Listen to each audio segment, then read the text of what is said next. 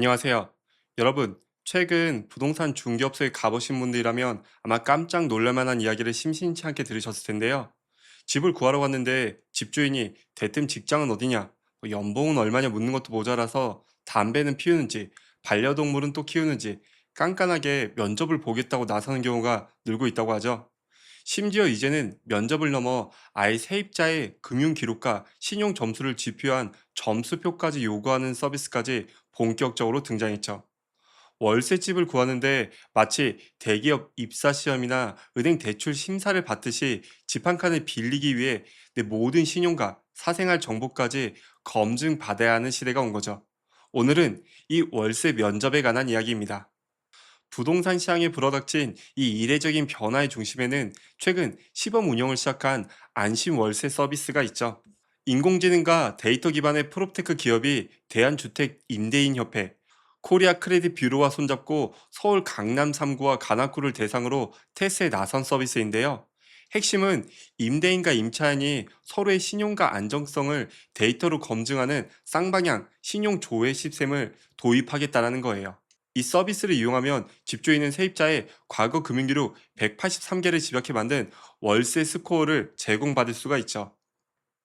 개인의 신용점수처럼 세입자가 월세를 밀리지 않고 제때 낼 능력이 있는지를 숫자로 명확하게 산출해주는 서비스죠. 여기에 더해 세입자가 흡연을 하는지 같은 생활 특성 정보까지 사전에 파악할 수 있다고 해요. 반대로 세입자 역시 집주인의 과거 보증금 미반제 사고 이력을 조회할 수 있고 등기부등본을 기반으로 해당 주택의 근저당권이나 압류 현황을 분석한 정밀 리포트를 받게 되죠. 서로가 서로를 완전히 믿지 못하니 계약서에 도장을 찍기 전에 상대방의 패를 먼저 까보자는 요구가 시장의 표준으로 자리 잡아가고 있는 장면이죠. 사실 이러한 현상은 우리나라 부동산 시장의 수십 년간을 흔드는 거대한 구조적 전환과 맞닿아 있는데요. 대한민국에만 존재하는 독특한 제도가 있죠. 바로 전세제도의 급격한 몰락과 월세 주류화로 인한 현상이 발생하고 있어요. 국토교통부 조사에 따르면 올해 1분기 전국 전월세 거래 중 월세가 차지하는 비중이 무려 68.6%에 해당했다고 해요. 지난해 같은 기간보다 무려 8포인트 가까이 폭등한 수치죠. 특히 서울의 상황은 훨씬 더 극단적인데요. 서울 전체 주택 임대차 거래 중 월세 비중은 70.5%로 역대 최고치를 기록했고, 전통적으로 전세가 지배적이었던 서울 아파트 시장마저 월세 비중이 무려 50.8%를 기록하며 사상 처음으로 절반을 넘어섰죠. 빌라나 다세대 같은 비아파트 시장은 월세 비중이 이미 무려 80%에 육박하고 있다고 해요. 이제 서민과 청년층이 주로 거주하는 주택 10집 중 8집은 매달 꼬박꼬박 집주인에게 월세를 내는 구조로 완전히 재편된 거죠. 이러한 급격한 월세와는 임대차 시장의 분쟁을 폭발적으로 증가시켰죠.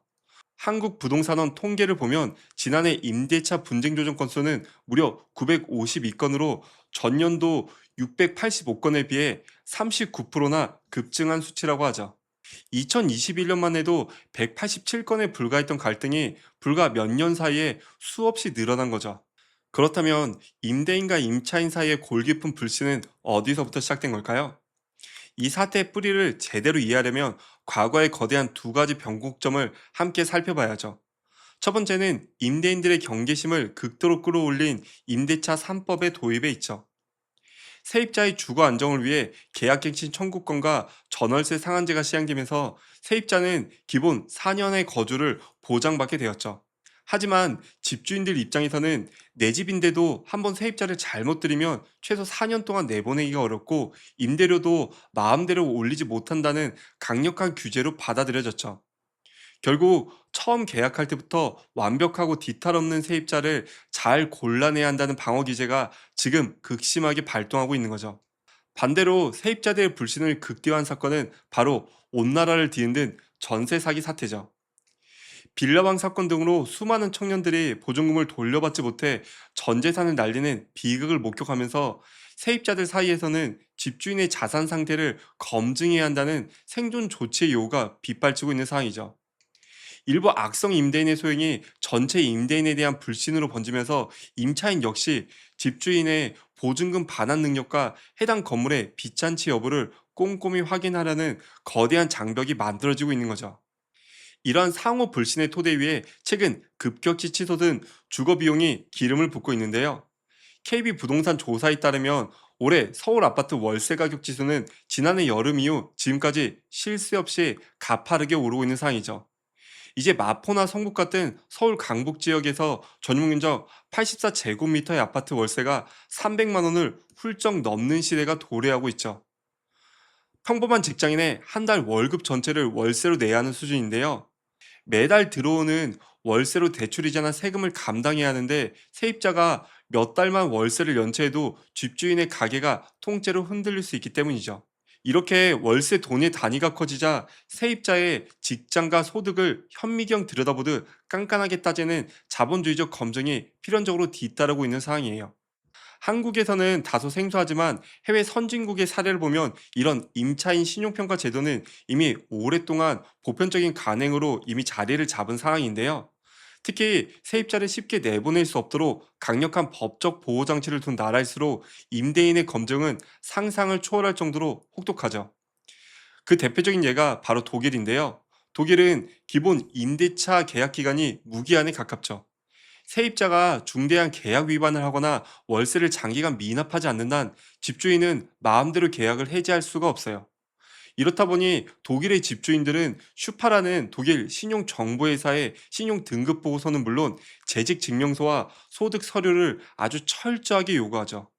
서류를 통과한 세입자들을 모아놓고 집주인이 직접 면접을 보며 심지어 그 경쟁률이 수십 대 1에 달해 집을 구하는 데만 몇 달씩 걸린다라고 해요.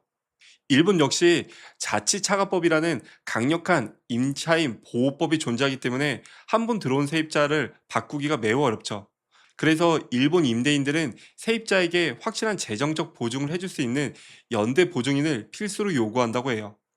오죽하면 이렇게 까다로운 심사를 통과한 세입자들은 집주인에게 고맙다는 의미로 돌려받지 못하는 돈인 사례금을 관례로 바치는 문화까지 생겨났다고 하죠. 미국 역시 임차인 심사 제도를 통해 세입자의 연봉과 직장, 범죄 이력까지 검증하는 것이 당연한 상식으로 통하고 있고요. 결국 우리나라도 전세 제도가 급격히 축소되고 월세 중심의 서구형 임대차 시장으로 체질이 바뀌면서 이러한 해외의 깐깐한 검증 문화가 급속도로 이식되고 있는 과정이 아닐까 싶어요. 하지만 우리가 여기서 정말 심각하게 짚어봐야 할 대목이 있는데요. 이러한 데이터 기반의 쌍방향 검증 시스템이 가져올 그림자, 즉 임대차 시장의 극단적인 양극화 문제가 되겠죠.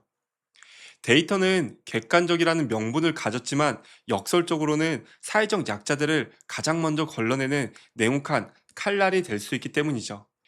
대기업에 다니거나 신용 점수가 높은 우량 임차인들은 손쉽게 주택을 구할 수 있는 반면 프리랜서나 소상공인, 사회초년생처럼 소득 증빙이 어렵거나 아니면 일시적인 경제적 어려움으로 신용 점수가 낮아진 취약 임차인들은 월세를 낼 돈이 충분히 있음에도 불구하고 신용평가 점수가 낮다는 이유로 원하는 지역에서 원천 배제될 수가 있는 거죠. 현재 서울 부동산 시장은 규제와 세금 부담으로 다주택자들이 집을 임대로 돌리기보다 매각을 택하면서 전세와 월세 매물이 한꺼번에 씨가 마르는 극심한 매물 부족을 겪고 있죠. 서울 아파트 매매 매물은 연초 대비 16% 이상 쌓이고 있지만 전세와 월세 매물은 동시에 24% 이상 급감하고 있다고 하죠. 집을 빌려주겠다는 사람보다 빌리겠다는 사람이 훨씬 많은 임대인 우위 시장이 형성되고 있는 거죠. 이런 상황에서 금융당국은 가계부채 관리를 위해 수도권 전세대출의 보증 비율을 현행 80%에서 70%로 축소하는 방안까지 검토하고 있는 상황이죠. 세입자가 은행에서 빌릴 수 있는 전세 자금의 한도가 줄어들면 결국 전세금을 낮추는 대신 부족한 만큼 매달 돈을 내는 반전세나 월세로의 전환은 더욱 가속화될 수밖에 없겠죠.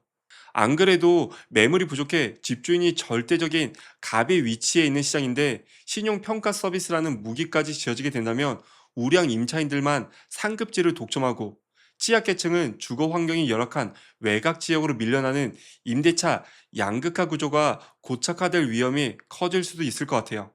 결국 세입자 면접과 월세, 신용 점수의 등장은 단순한 프로테크 기술의 발전이 아니죠. 불신이 지배하는 사회적 비용과 임대차 시장의 패러다임이 자산 중심에서 신용 중심으로 이동하고 있음을 보여주는 거대한 신호탄이지 않을까 싶은데요. 과거에는 집이라는 거대한 실물 자산의 가치만 보고 계약을 맺었다면, 이제는 그 집을 매개로 거래하는 인간의 신용과 안정성을 객관적 지표로 계량하겠다는 자본주의의 냉정한 생존 방식이 작동하기 시작하는 건 아닐까 싶습니다. 데이터 검증을 통해 사기와 연체 리스크를 줄인다는 순기능도 분명히 존재하지만, 이것이 인간을 점수로 재단하고 주거의 기회마저 차별하는 차가운 스크리닝 장치로 변질되지 않도록 우리 사회가 세심한 제도적 보완책을 고민해야 하는 시점이 아닐까 싶습니다. 오늘의 영상은 여기까지였고요. 긴 영상 시청해주셔서 너무 감사드리고, 영상이 유익하셨다면 구독, 좋아요를 꼭 한 번씩만 부탁드립니다. 저는 다음에 더 유익하고 재밌는 이야기로 다시 찾아오겠습니다. 감사합니다.